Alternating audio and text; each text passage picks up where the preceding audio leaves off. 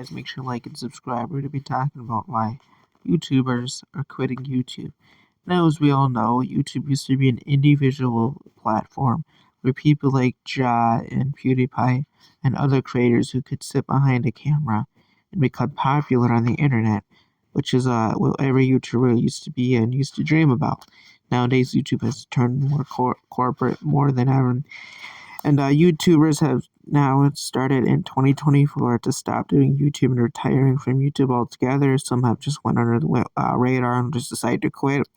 Others not taking it seriously like they used to, including PewDiePie, who is mostly considered a retired YouTuber who only makes videos for the heck of it. And other YouTubers who have decided to quit YouTube. And yeah, corporations are the big part. As we all know, in 2019, corporations is when it all began, when T-Series took over, the most individual subscriber to ever do it on YouTube, PewDiePie. And once PewDiePie took over, YouTube has turned corporate. As nowadays, the top 15-ish channels in the world are now all controlled by an individual company instead of an actual person behind the camera like it used to be, as YouTube has now ceased to amaze how corporate it has become.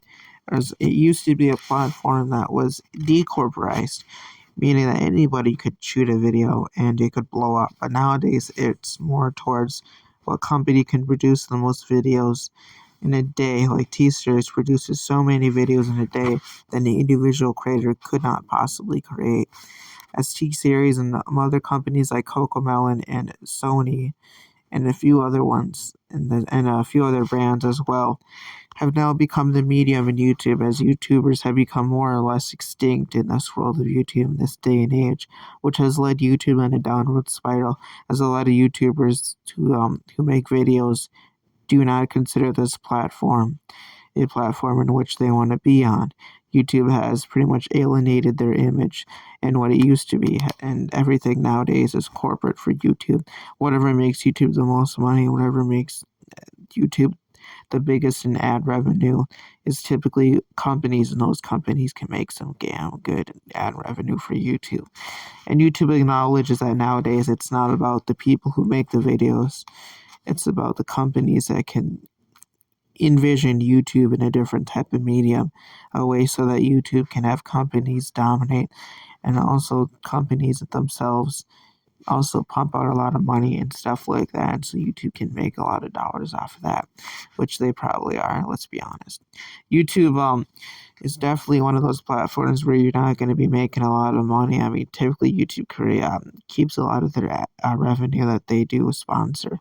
PewDiePie is one of the biggest individual YouTubers still left on the platform, which is sad because there isn't many huge YouTubers who are still left. I mean, Smosh went out, so PewDiePie is one of the last, if not the very last YouTuber who's left having a dream on YouTube, who has been now crushed ever since then in 2019, and who have been on another downward spiral. Just another YouTuber who's gone on a downward spiral on this platform, a platform day and age where if you're not a company on YouTube, you're typically not going to do too well. And this is also something that spits an image about the future of YouTube. The future of YouTube is in jeopardy. Right? The thing about YouTube, and the reason why it's named YouTube, is because you were able to put something on the internet and blow up. But nowadays, companies have took over YouTube, and it's harder day in and day out to get your content recognized because of this global corporate YouTube that's going on. As we all know, like we talked about previously, 2019 was the breaking point for YouTube. Well, that's when PewDiePie and T-Series went out. And PewDiePie obviously lost, and since then, YouTube has only but gone stronger in corporate. The only YouTuber in the top 5 most subscribed that is considered a YouTuber, but is mostly is a content creator, and that is Mr. Beast, which is a brand. And also, the thing with that is brands don't have just one person; they have multiple people behind the scenes. So, brands and also companies typically control YouTube in the medium in itself, and YouTubers do not have, at least not that I know of, unless if you're a kids channel like Nikki and then a few other ones that typically kids channels do very well, which is adult medium content like PewDiePie and Jacksepticeye, YouTubers like that don't even come close to the top 20. So we all know about corporate YouTube. This is just a statistic. 20 of the most subscribed YouTubers are corporate owned, meaning that is more than almost, I think YouTube goes for the top 100. So that's about 20%, and it's probably even more. It's something probably around 40% of YouTube is mostly corporate channels are in the top of YouTube's escalon of being some of the best channels, and it's really sad. Cocomelon, 5 Minute Craft, and T-Series are some of the biggest contributors to corporate media and YouTube itself, as both Cocomelon and T-Series themselves are not brand channels, but they are huge. One's a huge kids channel. The other makes music in India and is probably the biggest there is in India at the moment, which is just sad. So the future of YouTube and YouTubers will probably never will probably go extinct as more YouTubers quit the game like MatPat.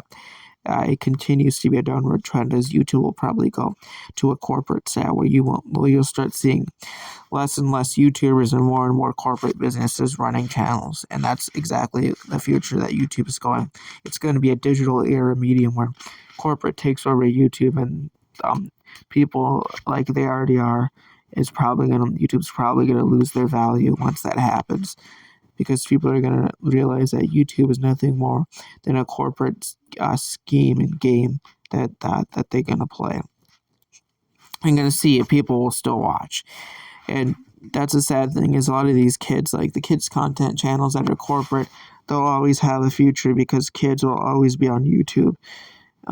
So anyway, so if YouTube loses their adult fan base, they can just rely on all the little kids to watch YouTube and more, and that basically alienates any of the adult content creators on this platform. YouTube does pay very well. Said nobody ever. I mean, YouTube, the thing with YouTube is, yes, they do pay well, but now you look at this and you look at how YouTube separates it. So tech content, organization content, and stuff like that. YouTube also sectionizes different categories, and so if you're at tech, you're not making as much as somebody who is specialized in organization. Financing makes $1 million on YouTube per 100K views. I think that's the most right now as I'm seeing. Oh, and organization are the top two. So YouTube, if you're an entertainment channel or a tech channel, you're going to be making less money than people who are experts in finance and organization, which sanctionizes how much money people can get.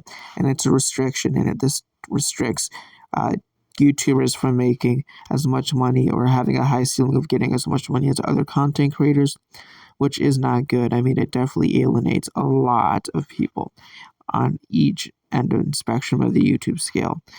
Digital marketing manager makes $75,000 a year. Brand specialist makes $69,000. Digital $67,000. 66, 53 for social media manager, 52 for SEO specialist, and then videography makes $47,000.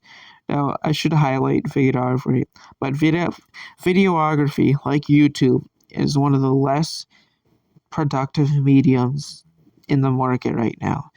And also on YouTube, you're gonna make lower than that 47,000 mark.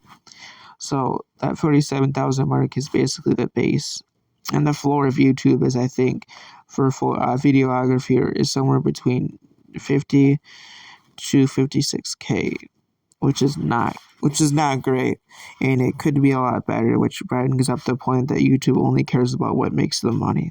Video YouTube quality and data use per minute.